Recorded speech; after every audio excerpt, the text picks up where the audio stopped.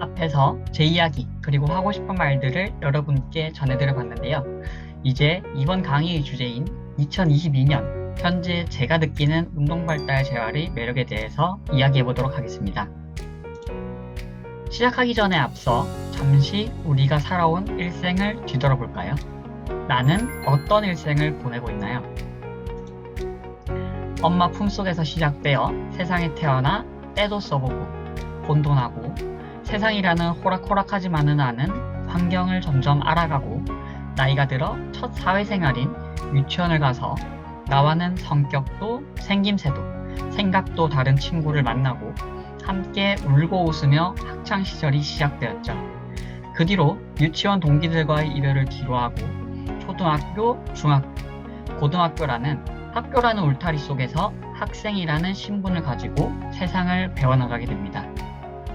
친구, 학교, 부모님의 영향이라는 여러가지 환경적 요인과 스스로 해보기도, 성공과 실패를 경험하며 자신감, 시키지 않아도 스스로 하게 되는 동기와 같이 개인적 요인들의 변화를 통해 세상을 살아가는 방법을 배우곤 했죠.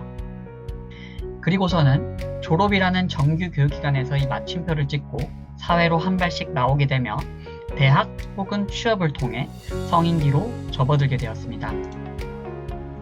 이러한 우리들의 일생 속에는 가족들과의 행복하고 좋았었던 일, 울고불며 짜증냈던 일, 친구들과의 행복했던 기억, 우리가 흔히 말하는 내 생에 잊지 못할 기억인 추억을 남기며 일생을 살아가게 됩니다. 추억이라는 내가 잠시나마 기댈 곳이라는 커다란 힘을 가지고 말이죠. 우리도 한 번뿐이었듯이 우리 아이에게도 한 번뿐인 인생을 위해 무엇에 집중한다면 아이에게도 행복했던 일생이 될까요? 2021년에 발간된 논문에서 이탈리아의 평균 25세의 109명의 뇌성마비 대상자를 통해 현재의 심리적 상태, 삶의 질, 그리고 경제적 상태에 대해 인터뷰를 진행한 결과 아동 시기 동안 신체적 기능에 집중하는 것은 피하고 사회적 기술, 참여, 자율성, 그리고 사회적 관계 전략을 증진시키는 것이 필수라고 말하고 있습니다. 또 세계보건기구에서 재활은 아이들의 일상과 교육에 참여, 직업, 여가생활, 그리고 삶에서의 의미 있는 역할을 할 수 있도록 독립성을 가지고 돕는 것을 재활이라고 이야기하고 있습니다. 쉽게 말해 자동차의 기능도 중요하지만 자동차가 굴러가기 위해서는 연료가 필요하게 되듯 아이도 역시 나아가기 위해서는 아이가 성공과 실패의 경험 속에서 생겨난 자신감, 누가 시키지 않아도 스스로 하게 되는 동기, 가족과 친구들, 보조도구, 그리고 무엇보다 중요한 기회라는 연료가 필요하게 됩니다. 한 가지 더 2016년에 발간된 논문에서 의미 있는 참여와 사회적 관계가 긍정적이고 매력적인 경험을 만든다고 하는데요.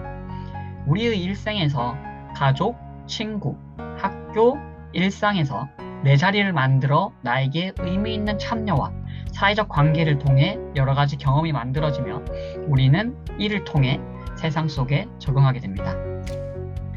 다시 말해 사회활동의 참여가 곧 경험이 되어 성공 혹은 실패로 내가 할 수 있는 것과 하기 어려운 것에서의 구분으로 여러 분야에서 자신감이 만들어지며 나를 움직이게 하는 동기가 된다는 것이죠.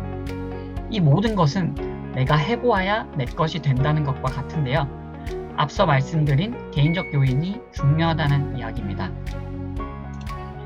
운동발달 재활 서비스는 이런 아이들의 개인적 요인과 환경적 요인에 집중하여 아이들의 사회적 활동과 참여를 목표로 사회복지 서비스를 제공하고 있습니다. 먼저 병원과 발달재활 서비스 제공기관의 시스템 차이를 통해 운동발달 재활의 매력을 한번 살펴보게 되면 발달재활 서비스 제공기관에서는 가족 구성원의 의견이 재활의 목표 및 방향이 되고 한 수업당 부모님과의 상담이 필수로 제공되고 있습니다. 그리고 의료 서비스가 아닌 사회복지 서비스의 성격을 띠고 있어 기능적 목표에 비해 활동과 참여 수준에서의 목표에 집중하고 있으며 한 수업당 50분이라는 시간으로 시간적 여유를 가지고 가족 중심으로 목표를 설정하기에 더 적합하게 되는 시스템을 구성하고 있습니다. 제가 임상 2년 차로 느끼는 발달 재활 서비스의 매력은 이렇게 크게 5가지가 있더라고요. 첫 번째, 아이들의 일상에 가까이 다가갈 수 있고, 두 번째, 이용기간에 제한이 없어 아이와 일생을 함께 보낼 수 있으며, 세 번째, 아이의 기분, 상황 파악에 시간과 부모님 혹은 아이와의 인터뷰를 마련할 수 있으며, 네 번째, 일상으로의 전환을 가까이서 도울 수 있고, 마지막 5번째는 다양한 접근 방식의 구성으로 아이가 참여할 수 있다는 것입니다. 첫 번째, 아이들의 일상에 가까이 다가갈 수 있습니다. 아이의 식사, 수면, 활동량, 교우관계, 의사소통 방법 등 아이의 일상에서의 활동들에 부모님과의 지속적 소통을 통해 알아가며 아이에게 맞는 방법 등을 소개해 드릴 수 있습니다. 시간이 지나게 되면 이 모든 것이 쌓이게 되어 아이에게 가장 적합한 방법을 찾아낼 수 있게 됩니다. 다시 말해, 아이의 일상을 가장 가까이서 보는 가족 중심의 상호소통으로 아이의 일상을 파악하고 아이마다의 적합한 동기를 제공할 수 있는데요. 한 가지 일례로 뇌성마비 아동으로 종아리 근육에 경직이 침범되어 초등학교 3학년이 된 친구가 있는데요. 성장기가 시작되어서 이제 종아리 근육 스트레칭이 필수인 친구였습니다. 이 친구가 내기를 했죠. 발목각도 15도를 만들어 오면 같이 게임을 하자고요. 처음에는 일주일이 지나면 다시 제자리로 10도 미만의 각도를 만들어 둔 친구가 어느새 15도를 만들어 오더라고요.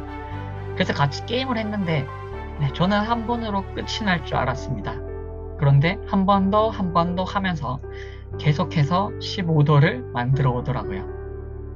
아이마다의 적합한 동기 혹은 과제를 제시한다면 누가 시키지 않아도 스스로 해내오게 됩니다. 아이로서 바라보게 되는 순간 접근 방식이 달라지게 되더라고요. 마지막은 빠른 소통입니다. 제일 처음 아이가 수업대에 들어왔을 때 아이의 기분, 상태를 살피며 문제가 있을 때는 바로 부모님께 여쭤볼 수 있죠. 아이와 같이 운동을 할 때 제일 중요한 건 왜 오늘 무슨 일 있었어? 오늘 이래서 기분이 안 좋아요. 왜 이렇게 기운이 없어? 저는 지금 이런 기분이에요. 여기 왜 다쳤어? 이래서 상처가 났어요. 라는 질문을 통해서 부모님 혹은 아이와 빠르게 소통하여 아이의 일상을 보다 가까이서 지켜볼 수 있습니다. 두 번째 매력은 이용기간에 제한이 없어 아이의 일생을 함께 보낼 수 있습니다. 아이는 태어나서 영아기, 유아기, 청소년기를 거쳐 성인기까지 이어지게 되는 일생을 보내게 됩니다. 병원과는 조금 다르게 발달 재활 서비스의 경우 아동의 이용기간에 제한이 없기 때문에 각 시기에 필요한 활동 및 관리를 통해 아이와 함께 나아갈 수 있습니다. 예를 들어 각 시기 동안 필요한 이동 방법, 여가 활동, 학교 생활, 2차적 변형 등 시기 동안 사회적 참여를 위해 필요한 목표를 설정하여 아이의 사회적 참여 수준을 증진시킬 수 있습니다. 세 번째 매력은 아이의 기분, 상황 파악에 시간과 인터뷰를 마련할 수 있습니다. 어떤 날은 들어오기 전부터 웃음이 끊이지 않는 날도 있고 어떤 날은 기분이 나쁜지 표정이 좋지 않고 들어오는 날도 있죠. 아이이다 보니까 당시의 감정을 표정 혹은 행동으로 표현을 하게 됩니다.